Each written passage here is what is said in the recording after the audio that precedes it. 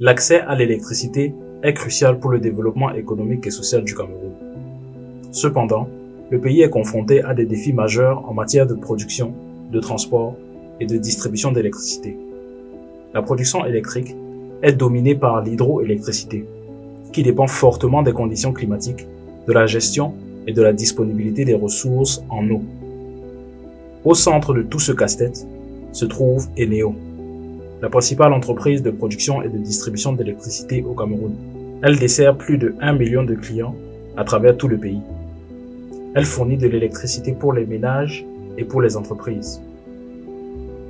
Dans cette vidéo, nous explorons son historique, ses défis, ses opportunités. Eneo, sous sa forme et nom actuel, est relativement jeune, mais a une longue histoire évolutive remontant à 1974. La Société nationale d'électricité du Cameroun, ou encore SONEL, était l'entreprise détenue par l'État camerounais et avait pour mission de produire et de distribuer l'électricité à travers le pays. En 2001, la SONEL est privatisée et vendue à la compagnie américaine AES Corporation, qui acquiert 51% du capital. L'État camerounais conserve quant à lui 44% des parts, tandis que le personnel, lui, détient 5%. La SONEL est alors rebaptisée AES SONEL. En 2014, la société de capital investissement britannique Actis prend le contrôle en acquérant 56% du capital. L'État camerounais conserve les 44% restants. À la suite de cette acquisition, la société est renommée Eneo Cameroun SA le 12 septembre 2014. En 2017, Actis réduit sa participation dans l'entreprise en recédant 5% aux employés.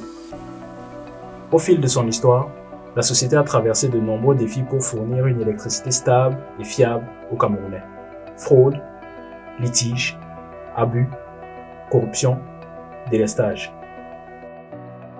Malgré ces défis, pour le meilleur et pour le pire, Eneo reste une entreprise essentielle pour le développement économique et social du Cameroun et continue d'œuvrer pour fournir une électricité stable et fiable aux Camerounais.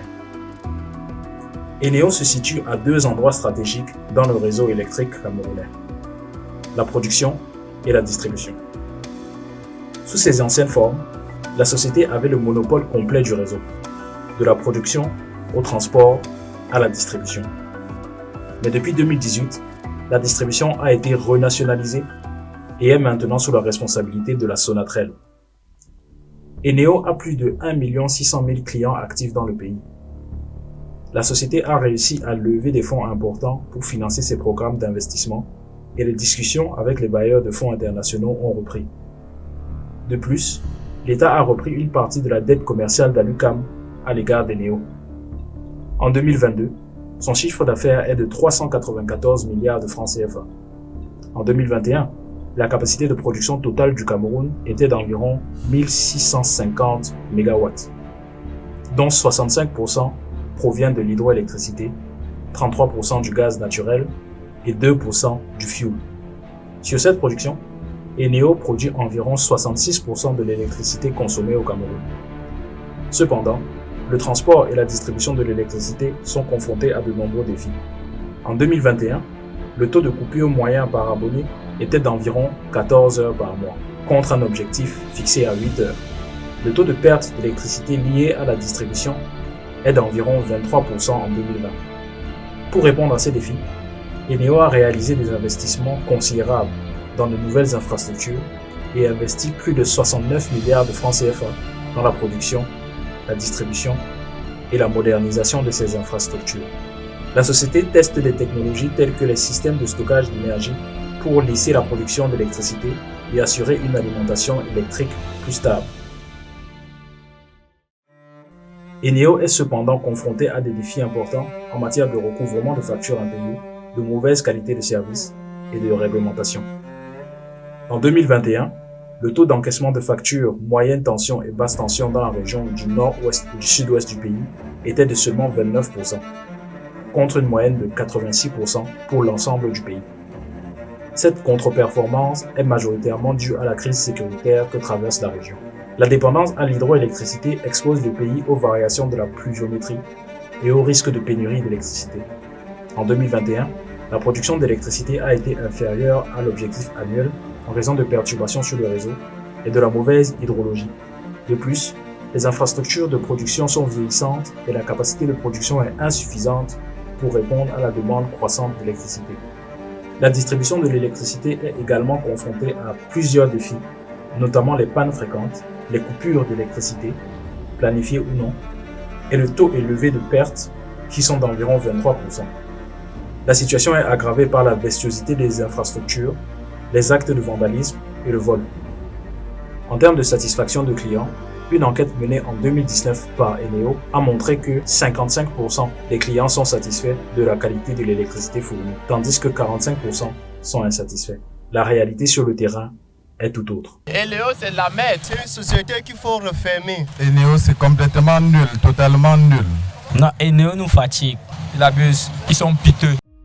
Les principales raisons de l'insatisfaction sont les coupures d'électricité fréquentes et la mauvaise qualité de l'électricité qui endommage les appareils des utilisateurs.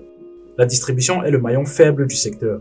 Le réseau basse et moyenne tension est vieillissant et saturé, entraînant des coupures fréquentes, des délestages qui peuvent durer plusieurs heures. La ville de Maroua détient le triste record de plus de 10 heures en moyenne. La bestiosité entraîne des pertes élevées, estimées entre 30 et 40% de l'électricité produite, du fait d'un manque d'investissement. Les vols de l'électricité représentent jusqu'à 48% des raccordements dans certains quartiers. La Sonatrach devra moderniser son réseau et améliorer son efficacité. La Banque mondiale lui a affecté, en 2016, 325 millions de dollars pour l'aider à moderniser ce réseau. Mais la Sonatrach tarde à rentrer en action à cause d'un retard de transmission d'actifs de la part d'Eneo. Transmission qui s'est officiellement terminée en 2022, ce qui permettra à la Sonatrach de générer des revenus et d'investir dans ses infrastructures.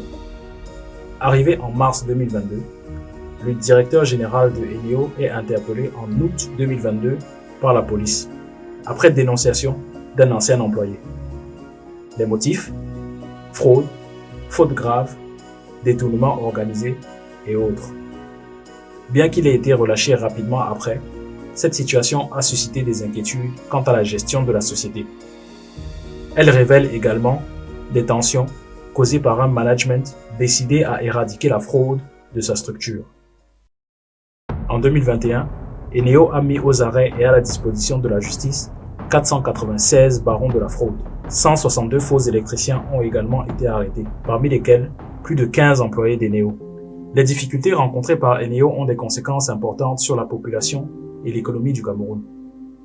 Par exemple, les coupures d'électricité et les problèmes de distribution entraînent une augmentation des coûts de l'énergie pour les consommateurs, car ils doivent souvent recourir à des sources d'énergie additionnelles. Dans le domaine de l'éducation, les écoles et les universités peuvent également être touchées par les coupures d'électricité, ce qui affecte la qualité de l'enseignement. La productivité des entreprises est également affectée, en particulier celles qui dépendent fortement de l'énergie pour leur production. Les coupures d'électricité peuvent entraîner une baisse de la productivité, une perte de production et une diminution des ventes, sans compter le bris éventuel de matériel, comme ça a été le cas de multiples fois avec Alucam. Les conséquences sur les investissements sont également très présentes.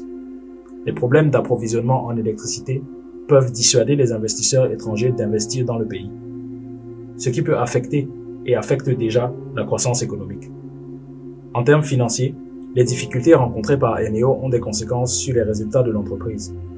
Enfin, la situation de l'électricité au Cameroun a également des répercussions environnementales, en particulier en raison de sa forte dépendance à l'hydroélectricité, qui, elle, peut avoir des conséquences négatives sur les écosystèmes locaux.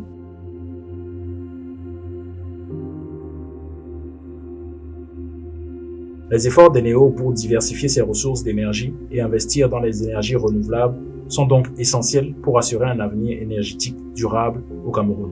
Malgré les difficultés rencontrées ces dernières années, Eneo a mis en place un certain nombre de mesures pour améliorer son fonctionnement. En investissant dans de nouveaux matériels et en optimisant les réseaux de distribution, l'entreprise a pu améliorer, selon ses mesures internes, la qualité de l'électricité fournie à ses clients. Eneo mise également sur la formation de son personnel, en mettant en place des programmes de développement de compétences et en organisant régulièrement des formations sur les bonnes pratiques en matière de gestion et de maintenance des équipements. Eneo connaît toujours des difficultés en raison de sa faiblesse de production d'énergie, de la virtuosité de son réseau de distribution et de pertes diverses dues à la fraude et au transport. Une énième tentative de libéralisation avancée du marché de l'électricité au Cameroun pourrait avoir des conséquences importantes. L'arrivée de nouveaux producteurs pourrait stimuler la concurrence, ce qui pourrait inciter Eneo à améliorer encore plus ses services pour rester compétitive. Toute compétition bénéficie toujours aux consommateurs. Une vente éventuelle de la société à de nouveaux investisseurs étrangers n'est pas hors de question. Le casse-tête de l'électricité au Cameroun reste complet. Après plus de 10 ans de service et une concession renouvelée pour 10 autres années, Eneo n'a pas encore démontré pouvoir résoudre ce casse-tête seul.